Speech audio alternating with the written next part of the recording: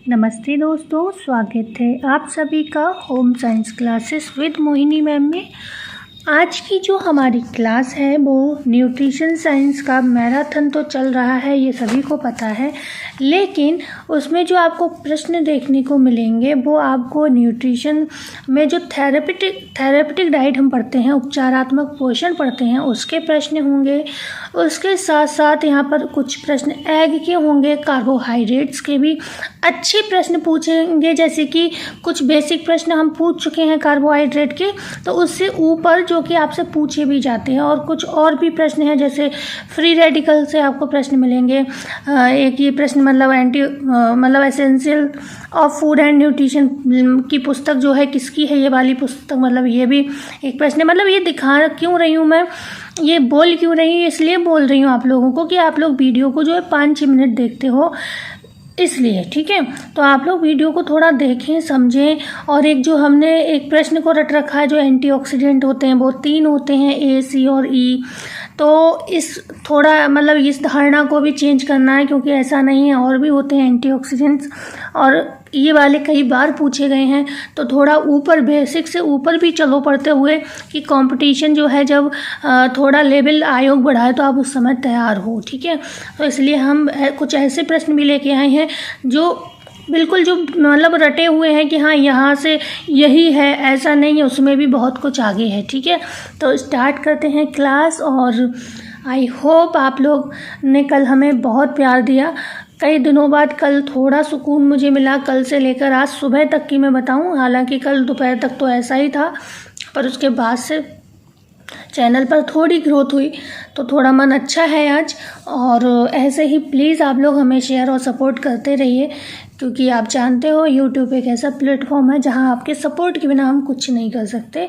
ठीक है, और हम कुछ गलत नहीं कर रहे हैं, हम आपको एक अच्छा कोई मतलब एक नॉलेज वाली चीज़ दे रहे हैं, आपके सब्जेक्ट को पढ़ा रहे हैं। ठीक है, तो इसमें आपको मैं चाहती हूँ आप हमारा सपोर्ट ज़रूर करें। क्लास को कंटिन्यू करते हैं। क्वेश्चन 1 है, पोस्ट अंडा एग तैयार किया जाता है। ए ऑप्शन है पानी द्वारा, बी है घी द्वारा, सी है मिनरल वाटर द्वारा, डी है बी और सी द्वारा, या ई है ए और बी द्वारा। तो यहाँ पर आप जानते हो हम बीपीएससी का पैटर्न भी फॉलो कर रहे हैं, और हम एक जो नॉर्मल पैटर्न चलता है 4 का ऑप्शन वाला, हम उसको भी फॉलो कर रहे हैं। उसके भी मतलब मिक्स क्वेश्चन आपको दे रहे हैं, जिससे दोनों लोगों की प्रैक्टिस बनी रहे। और कई बार ऐसा होता है कि कहीं कुछ हुआ है तो उसको दूसरे स्टेट के आयोग भी फॉलो करते हैं, तो हो सकता है हमारे टीजीटी पीजीटी में भी ये वाला जो है जो प्रोफार्मा तैयार किया गया है 5 ऑप्शन वाला, हो सकता है इसको लागू किया जाए, तो आपको ये तैयार रहना चाहिए। ठीक है, तो ई ऑप्शन यहाँ पर सही होगा। जब हम एग को पोस्ट करते हैं, पानी द्वारा भी करते हैं, उसको घी द्वारा भी करते हैं। एक चीज़ हमेशा याद रखना, एक अच्छे पोस्ट की विशेषता क्या होती है। जब आप एग को पोस्ट करते हो तो उसकी क्या विशेषता रहती है, उसमें क्या होता है, उसका जो पीला भाग होता है वो फटे नहीं।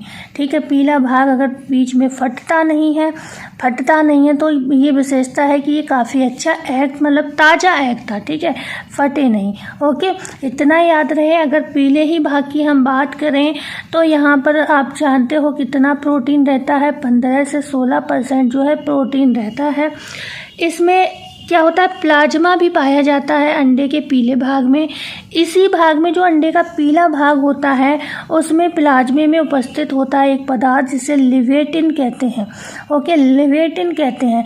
मैंने बताया कि हमने बेसिक प्रश्न तो कर लिए थे 2-3 दिन से जो हमारी क्लासेस चल रही थी, उसमें हमने एग के बेसिक क्वेश्चन भी किए कि कितने भाग होते हैं। तो हम कुछ और एक्स्ट्रा, जिससे आप हर वीडियो में कुछ नया सीखो। अगर आप अंडे से बेसिक प्रश्न करना चाहते हैं तो हमारे इससे पहले की मैराथन क्लास देखिए, और हर वीडियो में हम कोई भी टॉपिक लाते हैं तो उसका थोड़ा सा ऑपरेशन करते ज़रूर हैं, वो आपको यहाँ पर दिख रहा होगा। तो 15 से 16% प्रोटीन होती है। पीले भाग में जो प्लाज्मा होता है उसमें लिवेटिन पदार्थ पाया जाता है। इसमें पिगमेंट होता है, क्योंकि आप जानते हो रंग कैसा है, पीला है, तो पिगमेंट होगा कौन सा, ज़ैंथोफिल होगा इसमें। ठीक है, ओके, ज़ैंथोफिल। और कौन सा, कैरोटीनॉइड्स। तथा जो कैरोटीनॉइड्स होते हैं ये पिगमेंट यहाँ पर पाए जाते हैं, कैरोटीनॉइड्स। ओके, ये पिगमेंट होते हैं किसमें, अंडे के पीले भाग में। तो 2 पिगमेंट हैं, आपको ये दिख रहे हैं। इस वजह से जो ये पिगमेंट होता है, इसकी वजह से इसका रंग कैसा होता है, गाढ़ा से लेकर केसरिया, गाढ़ा केसरिया, ठीक है, गाढ़ा केसरिया रंग आपको यहाँ पर विजुअल होता है। ओके, यही बस, ज़्यादा नहीं, थोड़ी सी, क्या हम अंडे के सफ़ेद भाग की बात कर लें या फिर आगे, चलो आगे क्वेश्चन में ही कर लेंगे। तो इतना आपको आई होप क्लियर हो गया होगा। क्वेश्चन 2 है, अंडे के सफ़ेद भाग में वर्णक पाया जाता है। ए है ओविफ्लेविन, बी है कैरोटीन, सी है एल्बुमिन, डी है ओवलब्यूमिन और ई है निम्न में से एक से अधिक।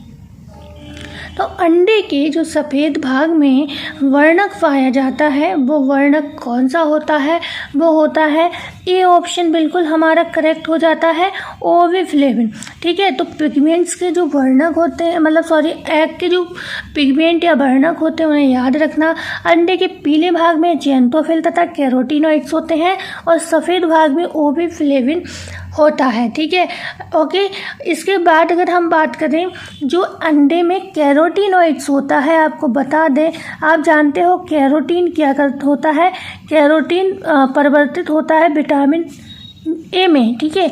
विटामिन ए में कैरोटीन परिवर्तित होता है हमारी बॉडी में जाकर यकृत के माध्यम से। लेकिन यहाँ पर अगर हम बात करें, अंडे का जो कैरोटीनॉइड्स होता है वो शरीर में जाकर किस में परिवर्तित होता है, तो वो होता है विटामिन डी में। तो ये डिफरेंस बहुत इंपॉर्टेंट है आपको पता होना, क्योंकि थोड़ा यूनिक है। हम हमेशा पढ़ते हैं विटामिन ए जो होता है वो कैरोटीन जब हम वनस्पति से लेते हैं तो हमारी बॉडी में क्या होता है, जाकर वो कन्वर्ट होता है विटामिन ए में, क्योंकि वनस्पति में जो होता है विटामिन ए रेटिनॉल के रूप में नहीं मिलता, क्योंकि ये क्या है, अंडा है, ये प्राणिज से प्राप्त है। तो प्राणिज से जो हमें भोज्य पदार्थ मिलते हैं उनमें सभी में विटामिन ए बहुत अच्छे अमाउंट में रहते हैं। तो इसमें जब विटामिन ए ऑलरेडी है तो भाई विटामिन ए को अलग से परिवर्तित होने की या प्राप्त करने की आवश्यकता नहीं है। तो यहाँ पर जो कैरोटीनॉइड्स होगा वो हमारी बॉडी में विटामिन डी में कन्वर्ट होगा जाके। तो ये थोड़ा सा बहुत अच्छा प्रश्न है, इसको थोड़ा ध्यान रखिएगा। और इसी बात पे एक बार फिर से जो भी जुड़े प्यारे बच्चे, चैनल को सब्सक्राइब जरूर करिए, जिससे और थोड़ा मोटिवेशन जितना अच्छा होगा उतनी अच्छी क्लास होती है। सीरियसली उस दिन पढ़ाने में मज़ा ही अलग आता है। तो क्वेश्चन नंबर 3 है, essential of food and nutrition पुस्तक के लेखक हैं। ए है एम.एस. स्वामीनाथन, बी है के नारायण, सी है एस गोपालाचारी और डी है निम्न में से सभी। तो essential of food and nutrition जो पुस्तक के लेखक हैं, और ये पुस्तक जो है आपसे पूछी गई है एग्जाम में, तो यहाँ पर ए ऑप्शन सही हो जाएगा। ये वही एम.एस. स्वामीनाथन है जो हरित क्रांति के जनक कहा जाता है, और अभी हाल ही में इनका जो है निधन भी हो गया, ठीक है। हरित क्रांति के ये जनक कहे जाते हैं और अभी हाल में इनका निधन हो गया। ओके, तो बढ़ते हैं हम आगे।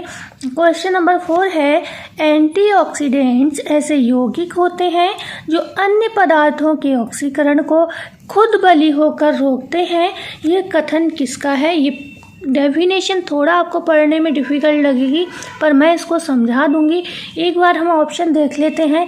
ए है मारिया पार्लोवा का, बी है एम.एस. स्वामीनाथन का, सी है गथरी H.A. का, सी है केवल, डी है केवल सी और ई है निम्न में से एक से अधिक। तो एंटीऑक्सीडेंट जो होते हैं यहाँ पर दिया है, एंटीऑक्सीडेंट ऐसे यौगिक होते हैं जो अन्य पदार्थों के ऑक्सीकरण को खुद बली होकर रोकते हैं।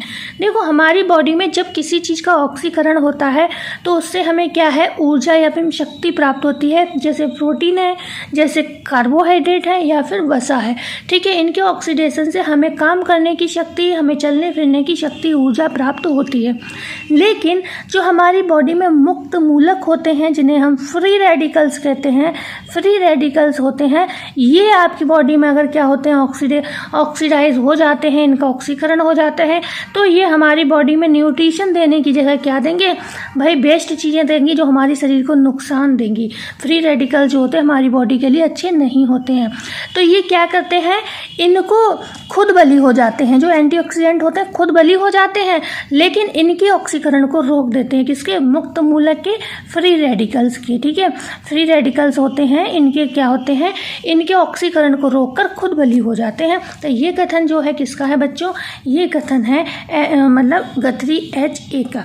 ठीक है, जो एंटीऑक्सीडेंट होते हैं वो हमारी बॉडी के लिए इतने अच्छे होते हैं कि वो क्या करते हैं, खुद तो बली हो जाते हैं, मतलब खुद ऑक्सीडाइज हो जाएंगे। कैसे, क्योंकि ये मुक्त मूलक को रोकते रोकते खुद बली हो जाते हैं, मतलब खुद का ऑक्सीडेशन करा देते हैं, पर मुक्त मूलक का ऑक्सीडेशन नहीं होने देते। इसीलिए हमें क्या करना चाहिए, हमें अपनी बॉडी, अपने मतलब आहार में मतलब जो भी ऐसे पदार्थ होते हैं जिनमें एंटीऑक्सीडेंट प्रचुर मात्रा में हो, उनका प्रयोग जो है ज़रूर करना चाहिए। जैसे ग्रीन टी है, ब्लैक टी है, आप जानते हो, काली मिर्च होती हैं, अनानास होते हैं, और भी बहुत सारी सब्जियां होती हैं जो कि हम ग्रीन वेजिटेबल्स होते हैं जो हमारे लिए लाभदायक होते हैं, जिनमें एंटीऑक्सीडेंट अच्छे अमाउंट में जो है पाए जाते हैं। अच्छा, ये आते कहाँ से हैं भाई, कैसे आ जाते हैं? तो जैसे आप जानते हो वातावरण में धुआं होता है, या हम लोग धुएं में काम करते हैं, या फिर किसी फैक्ट्री वगैरह से धुआं निकलता है, कुछ धुआं मतलब धुआं हो गया, नोट कर लीजिए, ये बहुत इंपॉर्टेंट चीज़ें हैं।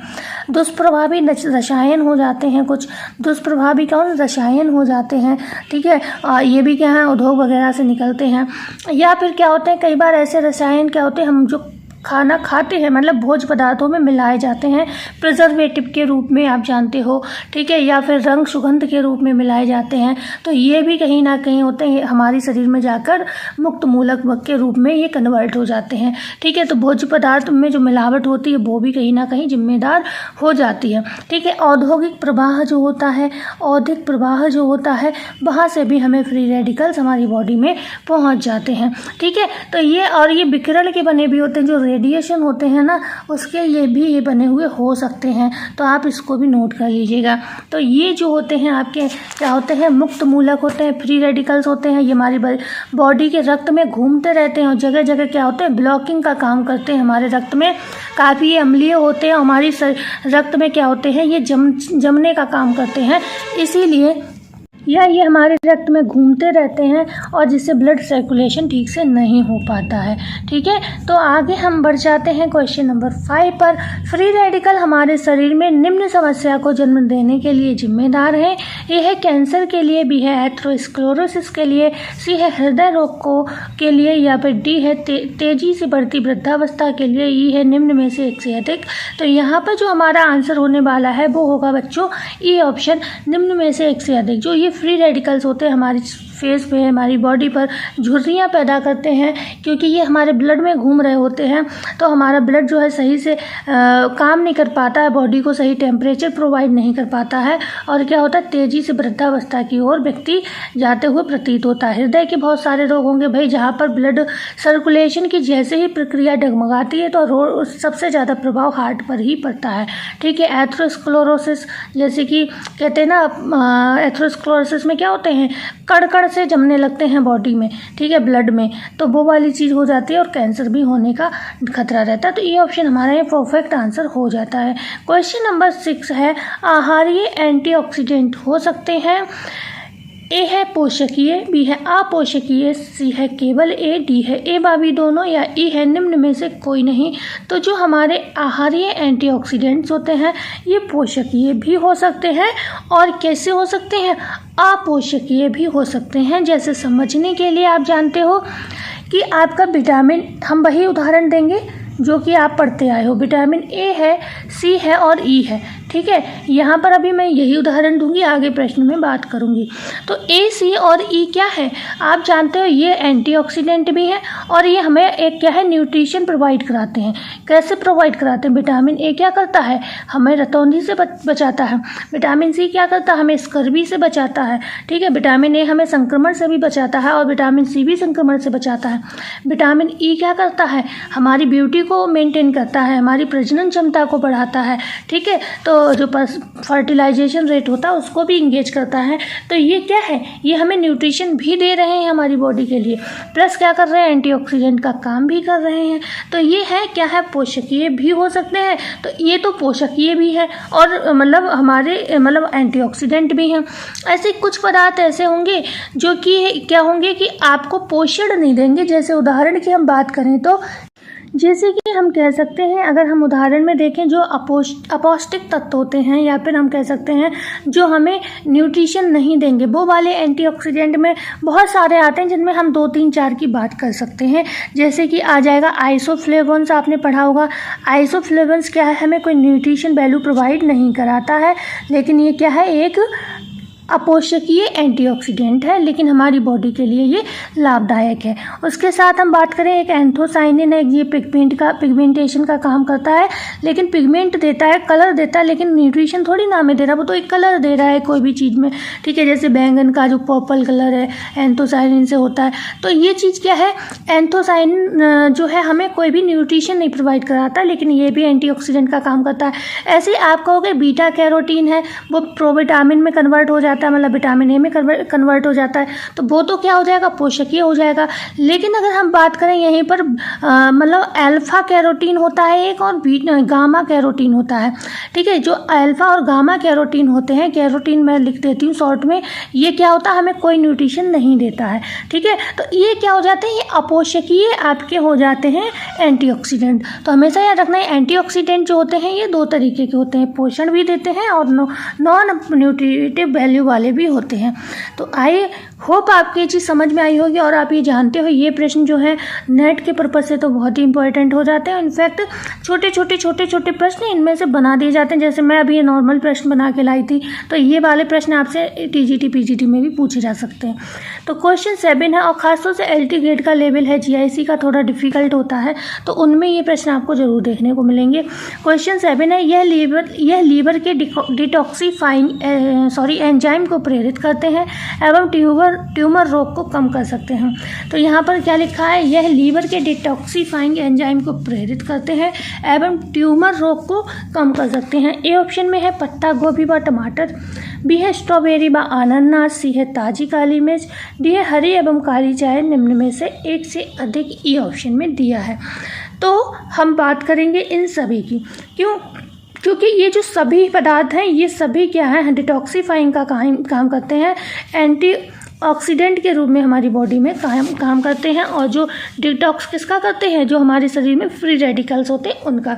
तो यहाँ पर आप पत्ता गोभी का सेवन करें, टमाटर का सेवन करें, स्ट्रॉबेरी व अनानास का सेवन करें, ताज़ी काली मिर्च का सेवन करें, हरी एवं काली चाय, यहाँ पर हरी होगा, काली चाय, ये सभी क्या है, आपके एंटीऑक्सीडेंट इनमें प्रचुर मात्रा में होते हैं।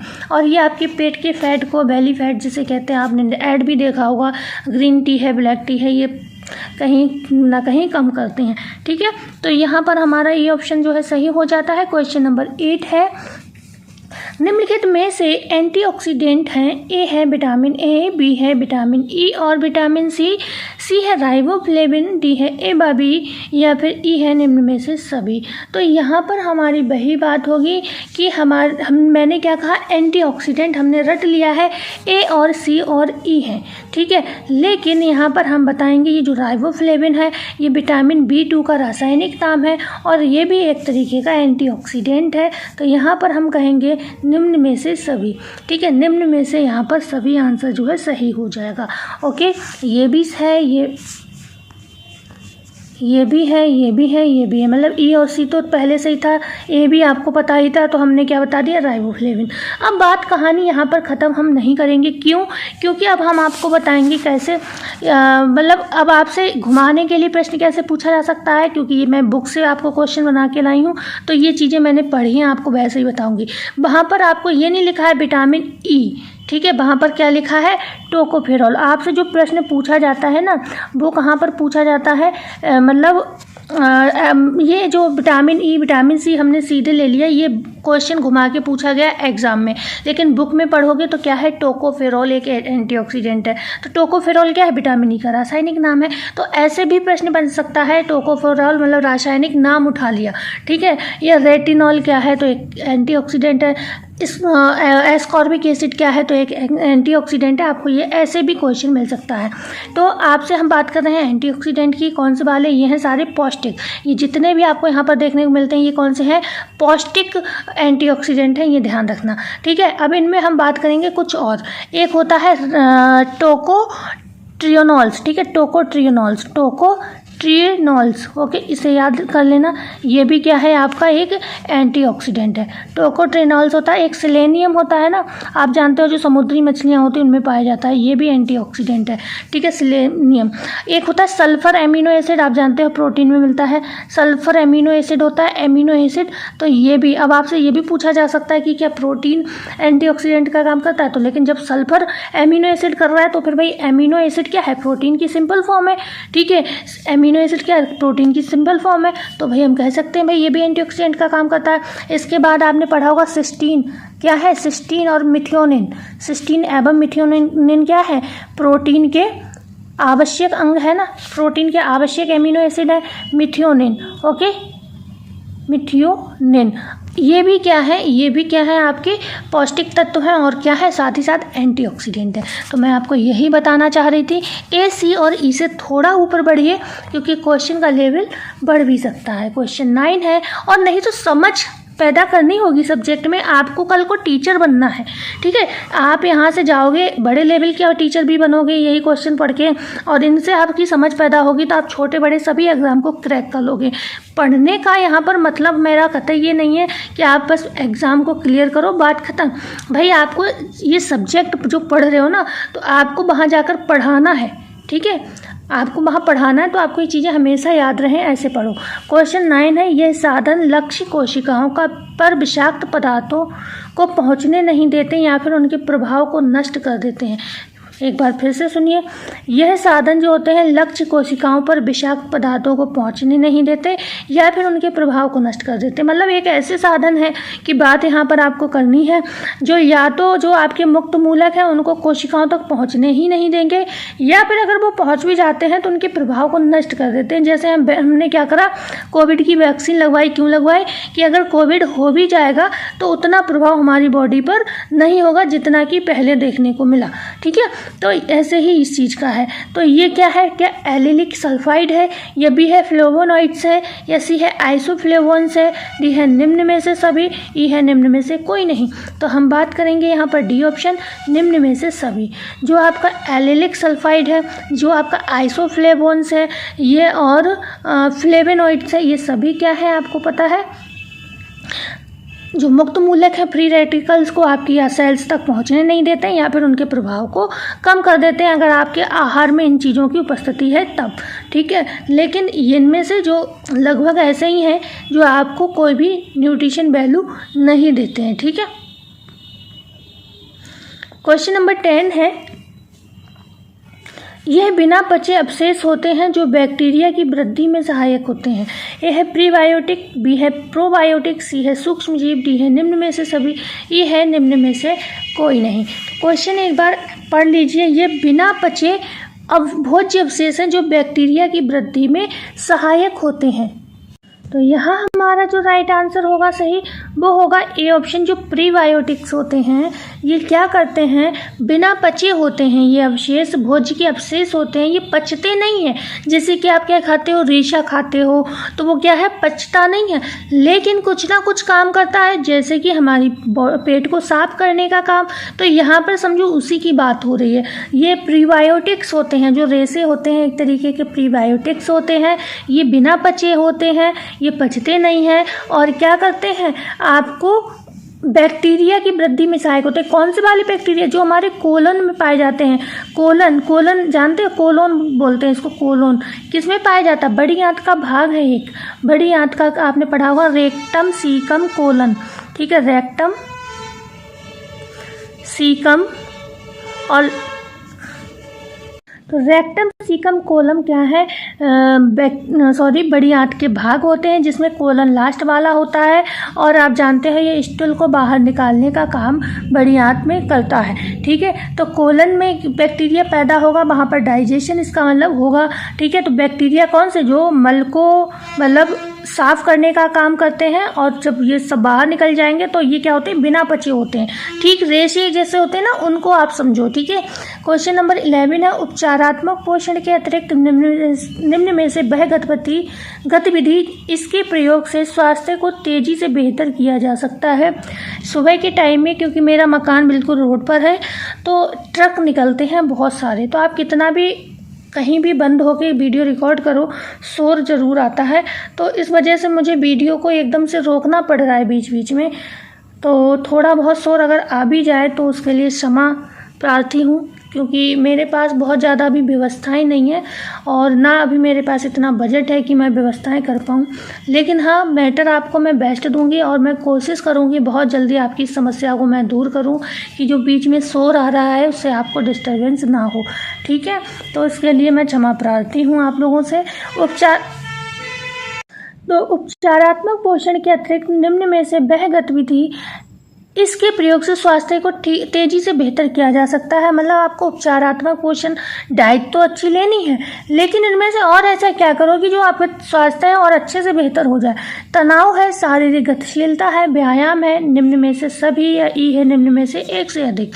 तो यहाँ पर हमारा आंसर होगा कौन सा, निम्न में से एक से अधिक, क्योंकि आप तनाव लेकर तो नहीं भैया बेहतर हो सकते हो, पर आप शारीरिक गतिशीलता कर सकते हो, व्यायाम कर सकते हो, तो हमारा ई ऑप्शन सही हो जाएगा, निम्न में से एक से अधिक। ठीक है, तो सबसे बेहतर पैटर्न जो था बिहार का यही वाला था, जिसमें कुछ प्रश्न सही होते, आंसर सही थे, कुछ गलत थे, और उनमें से जो दो अगर सही हैं तो आप आंसर लगा देते निम्न में से एक से अधिक। ठीक है, तो यहाँ पर भी दो ऑप्शन सही हैं। ओके, इसके अलावा बात करें, तनाव मुक्ति के साधन हो सकते हैं, तनाव मुक्ति के साधन हो सकते हैं मेडिटेशन व अरोमा द्वारा। जैसे कि हम लोग क्या करते हैं, तनाव को दूर करने के लिए कुछ ना कुछ काम करते हैं ना, कि भाई कैसे भी हमारा तनाव दूर हो तो हमको ध्यान लगा सकें अच्छे से पढ़ाई लिखाई में, तो हम मेडिटेशन करते हैं, मतलब ध्यान लगाते हैं। अरोमा क्या है, अरोमा हम कहते हैं सुगंध को। ठीक है, तो यहाँ पर भी सुगंध लिखा है, तो आपको याद रखना होगा कि अरोमा और सुगंध एक ही चीज़ है। ठीक है, संगीत द्वारा हम म्यूजिक सुनते हैं टेंशन फ्री रहने के लिए। हम क्या करते हैं, मतलब स्पर्श थेरेपी लेते हैं। ओके, स्पर्श आप जैसे समझने के लिए, आप वो अपने बच्चा है मतलब थोड़ा नाराज़ है आपसे या परेशान है, तो आप क्या करते हो, उसको सहलाते हो तो उसको थोड़ा अच्छा लगता है कि हाँ हमारे पेरेंट्स हमारे साथ हैं। ठीक है, तो तनाव मुक्ति के साधन हो सकते हैं स्पर्श व पालतू पशुओं द्वारा। डी है निम्न में से एक से अधिक, ई है निम्न में से कोई नहीं। तो जब तनाव के हम साधन की बात करेंगे तो यहाँ पर हमारा डी ऑप्शन जो है बिल्कुल सही हो जाएगा। क्या हो जाएगा, निम्न में से एक से अधिक। हम ये होते हैं तनाव को दूर करने की, ये थेरेपी है। क्या थेरेपी है, मेडिटेशन करो आप, अरोमा मतलब अच्छी अच्छी सुगंध लो, अच्छे अच्छे फ्लावर्स को सूंघो, उससे भी आपका मन अच्छा होगा। ठीक है, या फिर परफ्यूम यूज़ करते हैं आज के समय में हम लोग। ठीक है, संगीत सुनते हैं और स्पर्श परीक्षण, और फिर जो पालतू जानवर होते हैं, जो हमारे पेट्स होते हैं, ये भी कहीं ना कहीं मतलब हमारे तनाव को दूर करते हैं। और उससे भी बड़ी चीज़ है, एक है निंद्रा, मतलब नींद पूरी लीजिए। ठीक है, तो ये हमारी इतनी बात हो गई। नृत्य करना, नृत्य नहीं दिया मैंने ऑप्शन में, नृत्य, संगीत नृत्य से भी होता है, ये क्या और याद रखना, नृत्य है। और क्या नहीं लिखा था मैंने, निंद्रा। तो ये सारी चीज़ें हैं, थेरेपी हैं ये तनाव मुक्ति की। ओके, बढ़ते हैं हम आगे। क्वेश्चन नंबर 13, रचना के आधार पर भोजन को कितने भागों में विभक्त कर सकते हैं। ए है 2, बी है 3, सी है 4 या फिर डी है 5। तो रचना के आधार पर हम भोजन को 3 भागों में विभाजित कर सकते हैं, तो हमारा बी ऑप्शन सही हो जाएगा। कौन कौन से भाग हो सकते हैं ये, एक तो होता है नरम आहार आपका, जिसको हम सॉफ्ट डाइट कहते हैं, नरम आहार हो सकता है। दूसरा होगा आपका अर्ध तरल आहार होगा, ओके। और तीसरी हम बात करें तरल आहार की, ठीक है, तरल आहार की, जिसे हम लिक्विड डाइट भी कहते हैं। अर्ध तरल को हम सेमी लिक्विड डाइट कहते हैं और नरम आहार को हम सॉफ्ट डाइट कहते हैं। ये 3 होते हैं जो हमारे रचना के आधार पर भोजन का वर्गीकृत करते हैं। ठीक है, बढ़ते हैं क्वेश्चन नंबर 14 पर। निम्नलिखित में से नरम आहार में शामिल नहीं है। ए है चावल की पतली खिचड़ी, बी है मसली हुई सब्जियां, सी है दाल फल सब्जियां, शक्कर व दूध, डी है ए व बी दोनों, ई है उपर्युक्त में से सभी। तो भाई पूछा क्या है आपसे, शामिल नहीं है दिया है, मतलब यहाँ पर क्या आंसर होगा। एक तो आपकी चावल की पतली खिचड़ी हो जाना चाहिए और मसली हुई सब्जियां, तो ए और बी सही होगा। ठीक है, जो आपके चावल की पतली खिचड़ी खिचड़ी है, मसली हुई सब्जियां हैं, ये नरम आहार में आपकी नहीं शामिल है। अब ये नरम में शामिल नहीं है तो ये भाई किस में शामिल है, बात करेंगे तो ये आपकी हो जाती है किस में, अर्ध तरल आहार में। अर्ध तरल होती हैं ये आपकी खिचड़ी है, आपकी अर्ध तरल होती है, इसमें पानी भी होता है और थोड़ा मतलब कहते हैं ना ठोस पदार्थ भी होता है। मूंग की दाल की खिचड़ी ले लीजिए आप, और मूंग की दाल के साथ साथ मसली हुई सब्जियों में भी क्या है, आपके ठोस पदार्थ भी हैं सब्जियां, और क्या है, पानी भी रहेगा। ओके, बढ़ते हैं। और इसके बाद यहाँ पर सी ऑप्शन दिया है, दाल, फल, सब्जियां, शक्कर, दूध है। इसके बाद हम बात करेंगे अंडा है, मांस मछली है, अंडा है, मांस मछली का सूप है, ठीक है, मांस मछली का सूप है, मतलब सूप इन चीज़ों का। और यहीं पर नरम सब्जियां हो सकती हैं, नरम पत्ती वाली सब्जियां हो सकती हैं, ये सभी नरम आहार होते हैं। नरम आहार का मतलब ऐसा आहार है जिसमें बहुत ज़्यादा चेंज नहीं होता है, बस इसमें मसाले बहुत ज़्यादा नहीं होती हैं, मिर्च बहुत ज़्यादा नहीं होती हैं, लेकिन ऐसा होता है एक सामान्य बीमार व्यक्ति है या नॉर्मल व्यक्ति से आसानी से चबा सकता है, ठीक है, बहुत ज़्यादा इनको चबाना नहीं पड़ता है, आसानी से खा सकता है, ठीक है। जैसे आप देखते भी होंगे ना, हम लोग सैलेड के जो पत्ते होते हैं या पालक के पत्ते होते हैं, कितने नरम होते हैं वो, हल्का सा उनमें क्या हमें मुंह चलाना पड़ता है। आप पालक पनीर खा रहे हो तो क्या मुंह चलाओगे, नहीं चलाओगे ना। तो इस तरीके के ये आहार होते हैं, नरम तो होते हैं लेकिन इनको बहुत ज़्यादा मतलब मिर्च मसालेदार नहीं बनाया जाता है। क्वेश्चन 15 है, नरम आहार दिया जाता है। ए है तीव्र संक्रमण व आमाशय में, बी है आंत या पाचन संबंधी विकार में, सी है ऑपरेशन व दांत या मुंह के रोग में, डी है ए व सी दोनों सही हैं, या ई है निम्न में से एक से अधिक। तो जो आपका यहाँ पर आंसर होगा वो होगा कौन सा है, ई सही होगा, निम्न में से एक से अधिक। जो आपका नरम आहार है वो तीव्र संक्रमण में और आमाशय के रोग में हम दे सकते हैं, आंत या पाचन संबंधी विकार में भी दे सकते हैं, ऑपरेशन में दे सकते हैं, ठीक है, दांत या जो मुंह के रोग होते हैं उनमें भी दे सकते हैं। बस व्यक्ति थोड़ा मुंह चलाने की कंडीशन में, अब ये कहो कि मुंह ही नहीं चल रहा है उसका, तब तो नहीं दे सकते। और जब मुंह नहीं चलता है तब तो आप जानते हो बिल्कुल ही जो लिक्विड डाइट होती है वो वाली देते हैं, जिसे हम तरल आहार कहते हैं। लेकिन यहाँ पर कंडीशन ये है कि मुंह एवं दांत की समस्या हो सकती है, पर यह है कि इंसान चबा सकता है थोड़ा, ठीक है।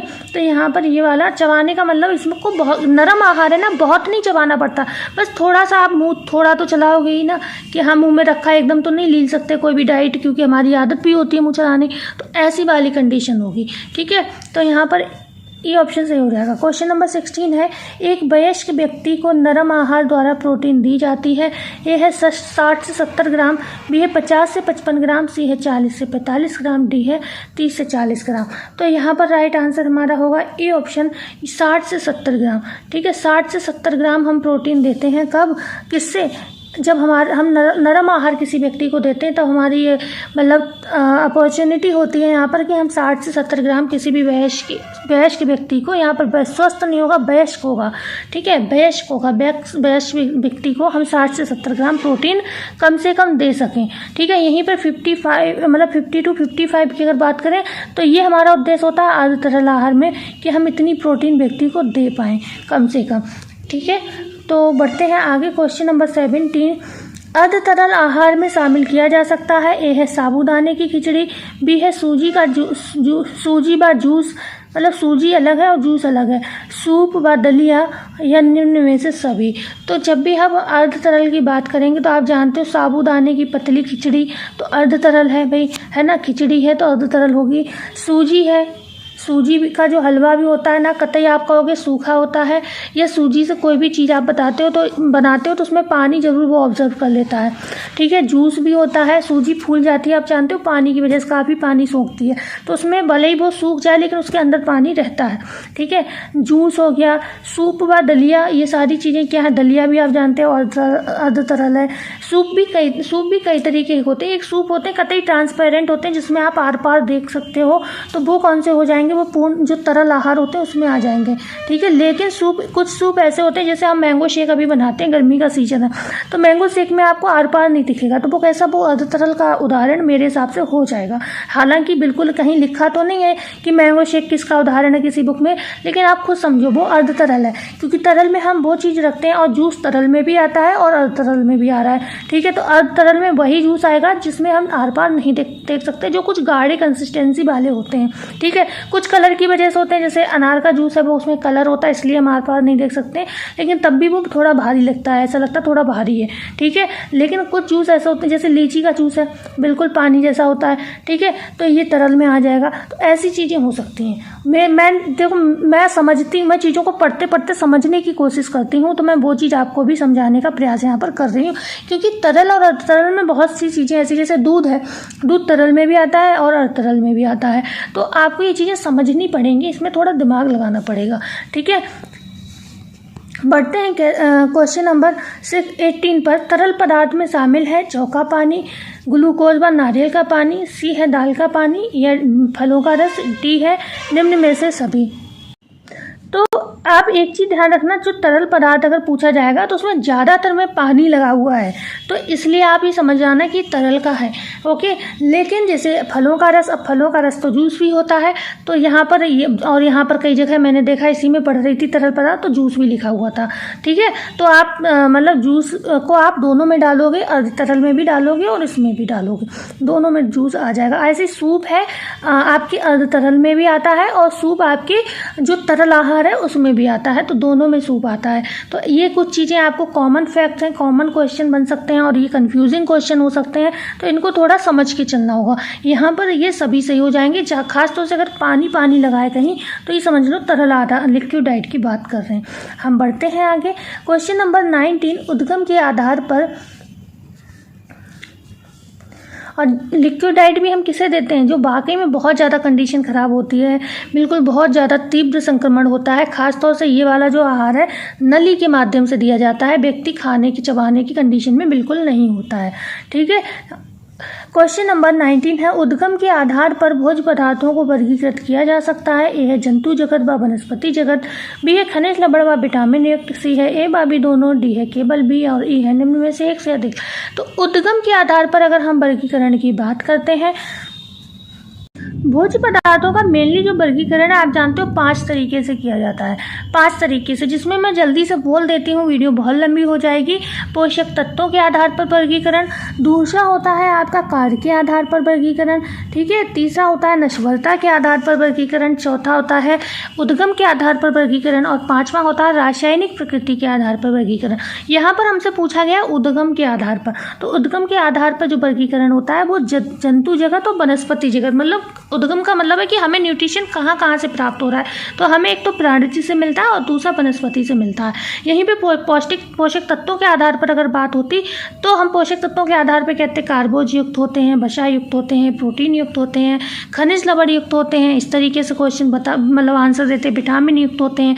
और अगर हम बात करते हैं नश्वरता के आधार पर, तो आप जानते हो कौन कौन से होते हैं, नश्वर भोज्य पदार्थ, अर्धनश्वर होते हैं, नश्वर नहीं होने वाले भोज्य पदार्थ होते हैं। यहीं पर कार्य के आधार पर हो जाते हैं जो शरीर निर्माणात्मक भोज्य पदार्थ, जैसे प्रोटीन, ऊर्जा प्रदान करने वाले जैसे कि कार्बोहाइड्रेट, और सुरक्षात्मक भोज्य पदार्थ जैसे कि आपके विटामिन मतलब खनिज वगैरह। तो इस तरीके से ये है जो वर्णन किया जाता है। ऐसे रासायनिक प्रक्रिया के आधार पर कार्बनिक हो जाते हैं, कार्बनिक हो जाते हैं। तो मैंने जल्दी से आपको बता दिया, और इनकी हम डिटेल भी बात करेंगे क्योंकि आज हमने और मतलब टॉपिक पे थोड़ा डिटेल कर लिया, तो इनको डिटेल में हम कभी और कुछ क्वेश्चन बनाएंगे एक्स्ट्रा, उन पर बात कर लेंगे, ठीक है। इन्हें राग एस भी कहा जाता है। ए है शरीर निर्माणात्मक पदार्थ को, बी है नियामक पदार्थ को, सी है अकार्बनिक पदार्थ को, डी है खनिज लवण, ई है उपयुक्त में से एक से अधिक। तो हमारा यहाँ राइट आंसर होगा ई ऑप्शन। कैसे होगा भाई, देखो खनिज को ही शरीर निर्माणात्मक पदार्थ भी कहते हैं भाई, खनिज को भी कहते हैं, प्रोटीन को भी कहते हैं, लेकिन कहते तो खनिज को भी है ना, और नियामक पदार्थ भी कहते हैं, और अकार्बनिक भी होते हैं, और खनिज लवण तो होते ही नहीं है सारे। तो ये ऑप्शन हमारा बिल्कुल सही हो जाएगा। इनमें से कुछ भी मिले तो उन्हें हम ऐश या राग कहते हैं। क्वेश्चन नंबर 21, इसे ग्लूकोज की शर्करा या कॉर्न शुगर भी कहते हैं। ए है सुक्रोज को, बी है ग्लूकोज को, सी है फ्रक्टोज को, डी है गैलेक्टोज को, ई है निम्न में से एक से अधिक। तो यहाँ पर हम बात करेंगे भाई ग्लूकोज की शर्करा, तो क्वेश्चन में ही लिखा है, तो फिर ग्लूकोज की शर्करा या कॉर्न शुगर किसे कहते हैं, ग्लूकोज को कहते हैं। इसके अलावा इसे हम अंगूर की शर्करा भी कहते हैं। अंगूर, इसके बहुत सारे नाम हैं जो लिख लेना चाहिए, आपको याद रहें। अंगूर की शर्करा भी कहते हैं, इसे हम काइनो बॉडी भी कहते हैं, काइनो बॉडी भी कहते हैं इसको हम। इसके साथ करेंट कार्बोहाइड्रेट कहते हैं क्योंकि ये तुरंत एनर्जी देता है। आप जानते हो एथलीट वगैरह हैं जो प्लेयर होते हैं, ऑपरेशन के समय ऐसी शुगर दिए जाते हैं कि तुरंत एनर्जी मतलब प्रदान करें। तो करेंट कार्बोहाइड्रेट भी हम इनको कहते हैं, किसको, मतलब ग्लूकोज को। ओके, अंगूर की शर्करा और डेक्सटोज भी कहते हैं इसको, डेक्सटोज। क्या कहते हैं? डेक्सटोज, डेक्सटोज। ठीक है, तो इतना आपको याद रखना पड़ेगा इसके विषय में। आगे हम फ्रक्टोज वगैरह की भी बात कर लेंगे। रक्त में ग्लूकोज की मात्रा होती है 80 से 120 milligram 100 ml of blood. B है 80 to 100 milligram 100 ml of blood. C है 19 to 30 milligram 100 ml of blood. D है निम्न में से कोई नहीं। तो जो रक्त में ग्लूकोज की मात्रा होती है वो हमारा ए ऑप्शन सही होगा। कितना होता है? 80 to 120 milligram 100 ml of blood, मतलब 100 ग्राम ब्लड में हमारे 80 से 120 ग्लूकोज लगभग रहता है। और इससे ऊपर अगर जाता है तो हम कहते हैं डायबिटीज़ होती है। देखो, डायबिटीज़ का सिंपल सा फंडा है, क्या होता है? ग्लूकोज हमारे शरीर में होता है, जब इसकी मात्रा बढ़ती है तो कहाँ, वो हमारे ग्लाइकोजन के रूप में कन्वर्ट हो जाती है यकृत और मांसपेशियों में, और वहाँ स्टोर हो जाती है। और जब हम भूखे पेट होते हैं या कोई भी एक्स्ट्रा काम करते हैं, व्रत की कंडीशन में होते हैं, तो वो वही ग्लाइकोजन क्या होता है? कन्वर्ट हो जाता है ग्लूकोज में, हमें एनर्जी देने का काम करता है। लेकिन जब हमारे शरीर में क्या हो जाता है? इंसुलिन हार्मोन की कमी हो जाती है, तब ये ग्लूकोज क्या होता है? हमारी रक्त में घूमता रहता है और मात्रा बढ़ती जाती है। ग्लूकोज का जो होता है ग्लाइकोजन में स्टोर ही नहीं हो पाता, क्योंकि इंसुलिन ही ले जाता है ग्लूकोज को ग्लाइकोजन में कन्वर्ट कराने के लिए। अब इंसुलिन होता नहीं है, ठीक है, तो ये घूमता रहता है और डायबिटीज़ बढ़ती रहती है, और ये फिर यूरिन के माध्यम से निकलने लगता है। ठीक है, इतना क्लियर हुआ। बढ़ते हैं आगे। क्वेश्चन नंबर 23, फ्रक्टोज निम्नलिखित में से किस समूह का बना होता है? ए है एल्डिहाइड समूह, बी है कीटोन समूह, सी है पेप्टाइड समूह, डी है कार्बोक्सिल समूह। तो पेप्टाइड समूह का तो आपको बहुत अच्छे से पता होगा, प्रोटीन बना हुआ होता है। ठीक है, तो यहाँ पे जो एल्डिहाइड समूह होता है, एल्डिहाइड समूह से बनता है आपका क्या? ग्लूकोज। ठीक है, ग्लूकोज बनता है। तो हम बात करेंगे, हम पूछ क्या रहे हैं प्रश्न में, फ्रक्टोज किसका बना होता है? तो ये बनता है कीटोन समूह का फ्रक्टोज जो है बना हुआ होता है। तो यहाँ पर फ्रक्टोज आंसर हो जाए, सॉरी कीटोन आंसर हो जाएगा, फ्रक्टोज तो पूछा ही गया। तो फ्रक्टोज किस समूह का बना होता है? कीटोन समूह का ये बना होता है। अच्छा, जो फ्रक्टोज होता है ये क्या, कहाँ परिवर्तित होता है जाकर ग्लूकोज में? भाई फ्रक्टोज हमें ऊर्जा तब देगा जब ये ग्लूकोज में परिवर्तित हो जाएगा। तो ये जाता है कहाँ? छोटी आंत में। ठीक है, तो याद रखना, जो फ्रक्टोज है ग्लूकोज में कन्वर्ट होने के लिए कहाँ जाता है? तो ये छोटी आंत में जाता है। ठीक है, अवशोषण किसके द्वारा होता है इसका, फ्रक्टोज का? तो अवशोषण होता है रक्त द्वारा। ठीक है, अभिशोषण इसका रक्त द्वारा होता है। ओके, स्टोरेज पूरी इसकी ग्लूकोज की तरह ही होती है, क्योंकि पहले क्या करेगा? ये ग्लूकोज में कन्वर्ट होगा छोटी आंत में, फिर जाकर ये क्या है? यकृत में और हमारी मांसपेशियों में जम जाएगा, क्योंकि फ्रक्टोज जो है ग्लूकोज में कन्वर्ट हो जाएगा, तो फिर वही ग्लूकोज ही तो जमने जाएगा। तो आपसे अगर पूछा जाए घुमाने के लिए कि फ्रक्टोज का स्टोरेज कहाँ होता है, तो ये भी यकृत और मांसपेशियों में होता है। और ये भी सरल शर्करा का उदाहरण है, जैसे कि ग्लूकोज है। ठीक है, फ्रक्टोज भी किसका? सरल शर्करा का उदाहरण है। अब बात है नाम की, तो इसे ही हम फ्रूट शुगर भी कहते हैं, सबसे मीठी शर्करा भी कहते हैं, लेब्यूलोज भी कहते हैं। सबसे मीठी शर्करा कौन सी है? वो यही फ्रक्टोज होती है। ओके, और इसे हम लेब्यूलोज भी कहते हैं। ठीक है, प्राप्ति आप जानते हो, शहद से, मतलब प्राकृतिक जो हमारे फल वगैरह हैं, शहद हैं, जो भी प्रकृति द्वारा हमें चीज़ें मिलती हैं, वहाँ से हमें इसकी ज़्यादा प्राप्ति होती है। प्रोटीन की प्राणिज में प्राप्ति ज़्यादा होती है। अच्छा, ग्लाइसेमिक इंडेक्स जो होता है, ग्लाइसेमिक इंडेक्स आपने पढ़ा होगा, एग्जाम नेट जो एग्ज़ाम होता है बहुत पूछा जाता है। तो कार्बोहाइड्रेट का ग्लाइसेमिक इंडेक्स देखा जाता है, जिसमें जितना ज़्यादा कार्बोहाइड्रेट होगा वही उसका ग्लाइसेमिक ज़्यादा होता है।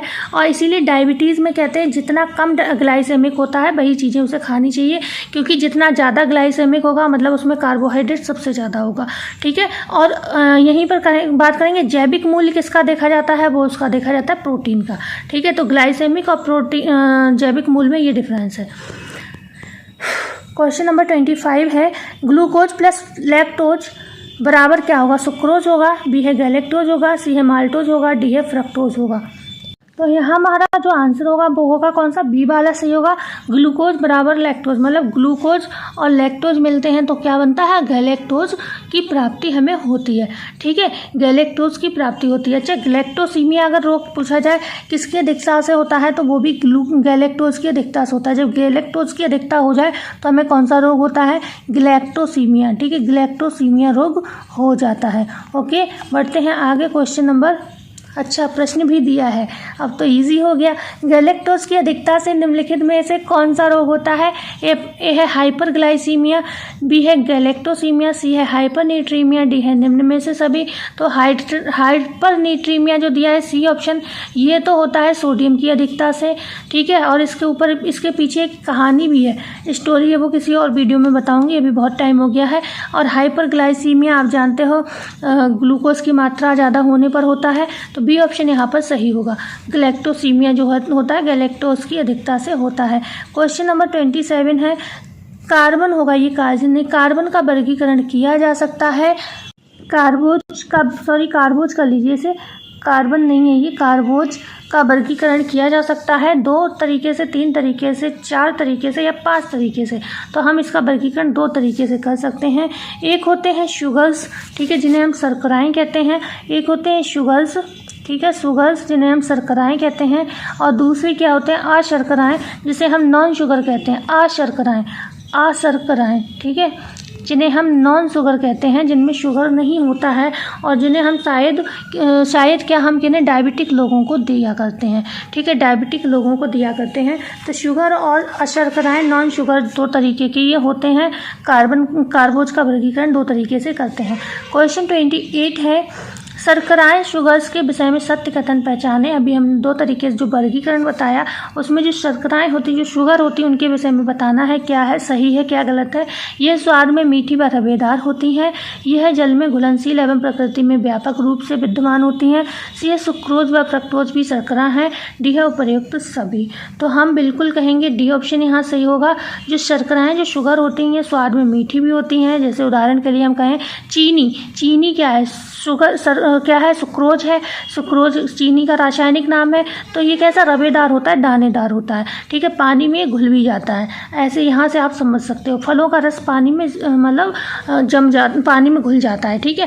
प्रकृति में मिलता है, हमें पता है। चीनी है कहाँ से प्राप्त होती है भाई, गन्ने से मिलती है। तो और जो सुक्रोज है फ्रक्टोज है, ये भी क्या है, इसकी शर्करा है, ठीक है। तो डी यहाँ पर सही होगा, बिल्कुल सही ऑप्शन डी होगा। इसके अलावा फल हैं, सब्जियां हैं, और बात करें शहद है, गुड़ है, शक्कर है, ये भी इनके अच्छे स्रोत माने जाते हैं।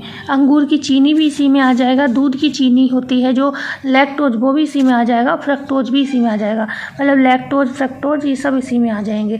क्वेश्चन नंबर क्या होगा 29 है, ग्लूकोज प्लस ग्लूकोज बराबर क्या होगा, गैलेक्टोज, माल्टोज, सुक्रोज या फ्रक्टोज। यहाँ हमारा जो राइट आंसर होगा वो होगा क्या, माल्टोज। ग्लूकोज प्लस ग्लूकोज जब मिलता है तो क्या किस में कन्वर्ट हो जाता है, ये माल्टोज में कन्वर्ट हो जाता है। एक अणु ग्लूकोज, दूसरा अणु ग्लूकोज, दोनों मिलकर 2 अणु बन जाते हैं, इसलिए डाइसैकेराइड में कन्वर्ट होगा और हम माल्टोज की प्राप्ति हो जाएगी। क्वेश्चन नंबर 30 है, डाइसैकेराइड कार्बोहाइड्रेट के कितने अणुओं से मिलकर बना होता है, 2 अणुओं से, 3 अणुओं से, 4 अणुओं से या 5 अणुओं से। तो जो डाइसैकेराइड होता है वो आपके बना होता है 2 अणुओं से मिलकर। जैसे समझने की अगर मैं बात करूं, आप जानते हो जो कार्बोहाइड्रेट है 3 रूपों में मिलता है। एक मिलता है मोनो के रूप में, ठीक है, मोनो के रूप में, जिसमें क्या होता है आप जानते हो, ग्लूकोज होता है, फ्रक्टोज होता है और क्या होता है, गैलेक्टोज होता है, ठीक है। अब ये जो डाइसैकेराइड है बनेगा तो ये मोनो के अणुओं से मिलकर बनेगा। जैसे कि समझने की अगर हम बात करें, यहाँ पर ग्लूकोज, ठीक है, प्लस मिल जाता है फ्रक्टोज, तो किसकी प्राप्ति होगी हमें, तो हमें प्राप्ति होगी सुक्रोज की, ठीक है, सुक्रोज की प्राप्ति होगी। तो क्या हो गया, ये 2 अणु हो गए, एक अणु ग्लूकोज हो गया और दूसरा अणु फ्रक्टोज का हो गया, बन गया सुक्रोज। किसकी प्राप्ति हो गई हमें, सुक्रोज की। अब सुक्रोज क्या है, ये डाइसैकेराइड है, ठीक है, डाइसैकेराइड हो जाता है।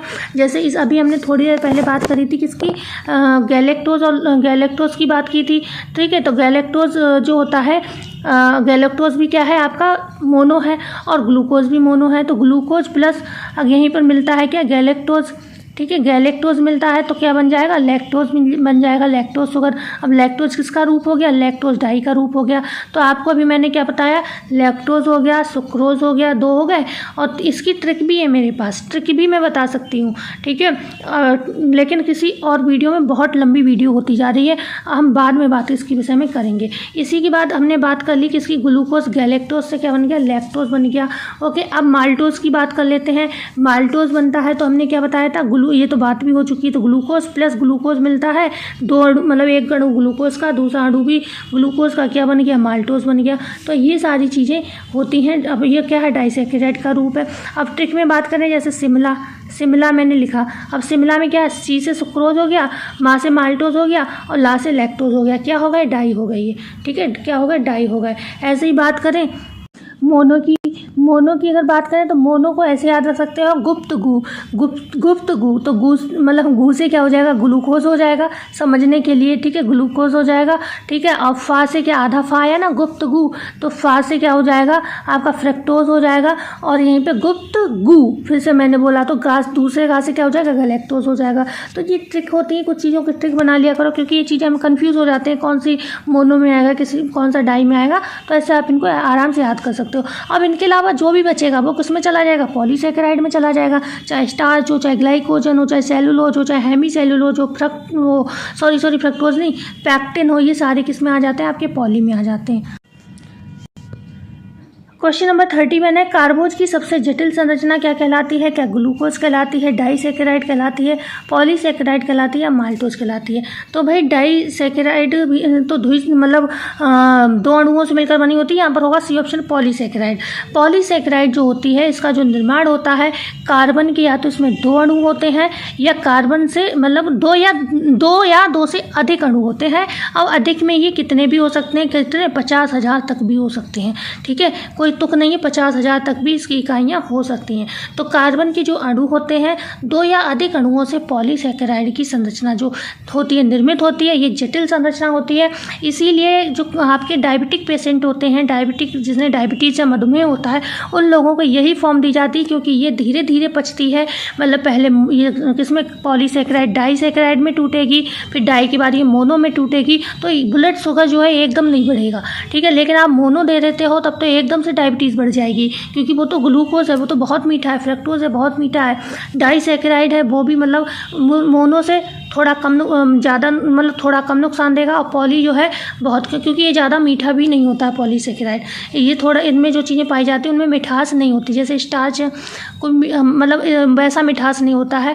ठीक है, जैसे चावल आप बनाते हो, उसका स्टार्च हटा सकते हो। ठीक है, जो तो थोड़ी बहुत जो मिठास है वो भी ख़त्म हो जाएगी। ओके, तो ऐसे मतलब इनके कुछ तरीके हैं कि आप उस तरीके से बनाकर खा सकते हो, तो आपको डायबिटीज़ में कोई समस्या नहीं होती है। ओके, बढ़ते हैं आगे। क्वेश्चन नंबर 32 है, माँ के दूध में लैक्टोज की मात्रा होती है 2 से 3%, 4 से 5%, सी है 6 से 7%, डी है 8 से 9%। तो यहाँ पर सी ऑप्शन सही होगा। माँ के दूध में लैक्टोज पाया जाता है, जो कि 6 से 7% तक होता है। क्वेश्चन नंबर 33, स्टार्च का दूसरा नाम क्या है? ए है डाइसैकेराइड, बी है डेक्स्ट्रीन, सी है एमिलम, डी है सेल्यूलोज। तो आप जानते हो स्टार्च किसका, पॉली का रूप है। ठीक है, पॉली का रूप है, इसका दूसरा नाम है एमिलम। ठीक है, एमिलम। अब यहीं पे बात करते हैं डेक्स्ट्रीन क्या है।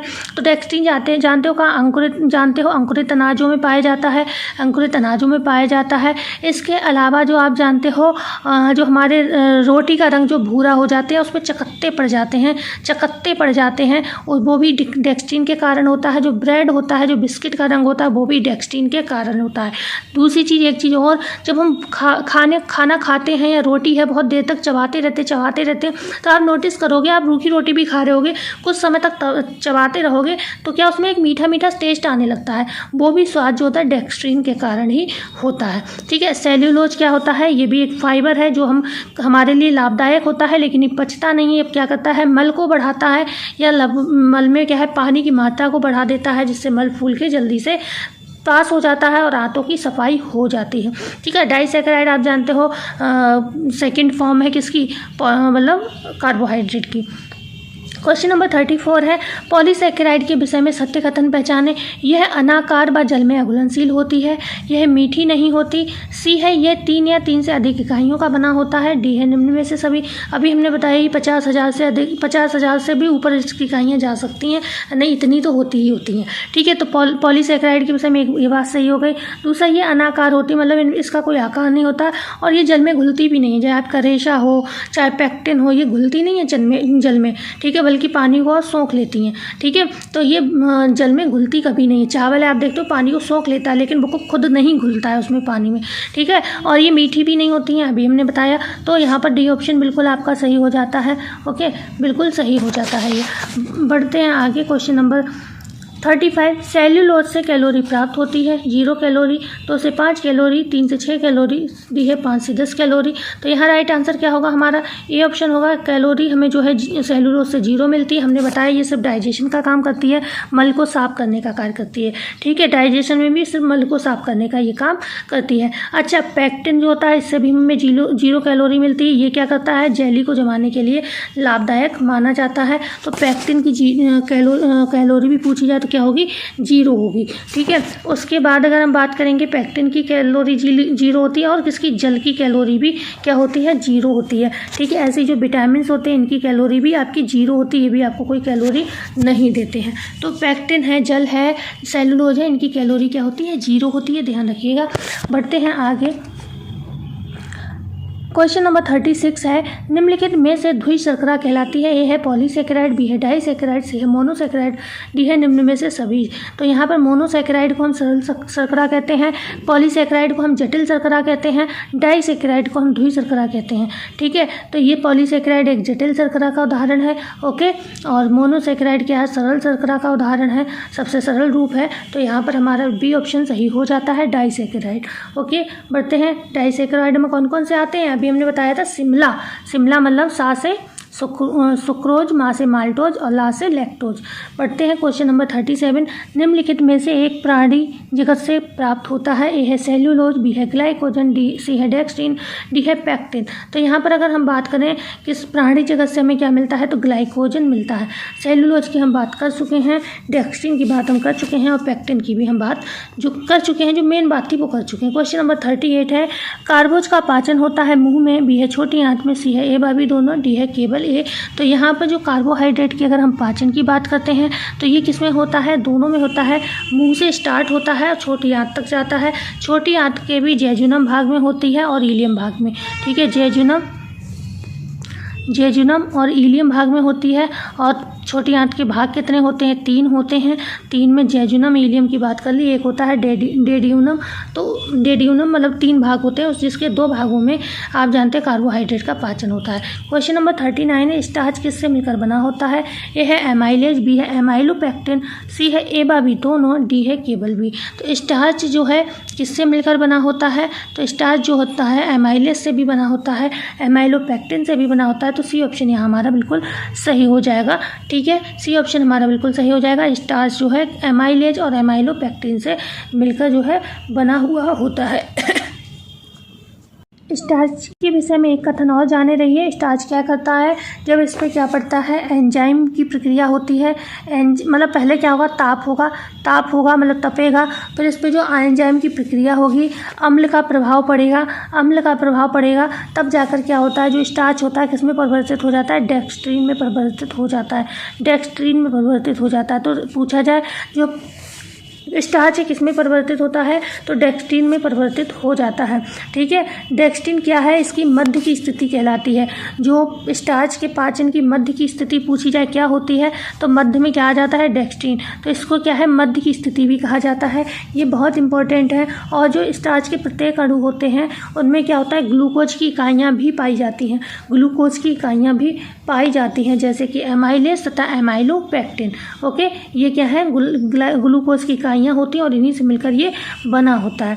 ओके, और जो टाइलिन होता है इसकी उपस्थिति में क्या होता है, स्टार्च जो होता है डेक्स्ट्रीन में बदल जाता है। ठीक है, और माल्टोज में बदल जाता है, डेक्स्ट्रीन और माल्टोज में बदल जाता है। तभी हम कहते हैं ना मांड शर्करा, ये वही है जो इसका मतलब हम कार्बोहाइड्रेट खाते हैं तो मुंह में हमारे बनती है। ओके, जो सबसे सरलतम रूप होता है स्टार्च का वो एमिलम कहलाता है, इसीलिए हम कहते हैं इसका दूसरा नाम क्या है, एमिलम है। ओके, बढ़ते हैं आगे। क्वेश्चन नंबर 40, टाइलिन एंजाइम की उपस्थिति में स्टार्च माल्टोज में बदलता है, लेकिन इससे पहले किस में बदलता है, ए है डेक्स्ट्रीन में, डाइस्ट्रीन में, एमाइलेज में, ये सभी में। तो अभी हमने क्या बताया, हमने तो बता भी दिया ये आंसर आपको, डेक्स्ट्रीन में बदलता है। टाइलिन में क्या होता है, एंजाइम की उपस्थिति में स्टार्च जो होता है टाइलिन एंजाइम की उपस्थिति में स्टार्च जो होता है माल्टोज में बदल जाता है। जब हम खाना खाते हैं तो मुंह में टाइलिन होता है, वो क्या हमारे खाने में मिलता है, और क्या होता है स्टार्च जो होता है मतलब चावल वगैरह हम जो खाते हैं वो किसमें माल्टोज में परिवर्तित हो जाता है। लेकिन इससे पहले एक मध्य की क्रिया होती है, मध्य की क्रिया जिसे हम डेक्स्ट्रीन कहते हैं। ओके, तो इससे पहले किस में बदलता है, डेक्स्ट्रीन बदलता है, फिर डेक्स्ट्रीन के बाद माल्टोज में बदलता है, जिसको हम मंड शर्करा भी कहते हैं। तो ये पूरा क्रम होता है। तो क्लास हमें बताइएगा कैसी लगी। आज की क्लास का ये लास्ट क्वेश्चन था। अच्छी लगी हो तो सभी से उम्मीद है क्लास को लाइक करेंगे, शेयर ज़रूर करेंगे। सभी बच्चे अपने अपने फ्रेंड्स लोगों को शेयर ज़रूर करना, और अगर अच्छी लगी हो तो भाई कमेंट भी एक प्यारा सा ज़रूर करना। मिलते हैं हम ऐसी ही वीडियो में, जब तक के लिए धन्यवाद।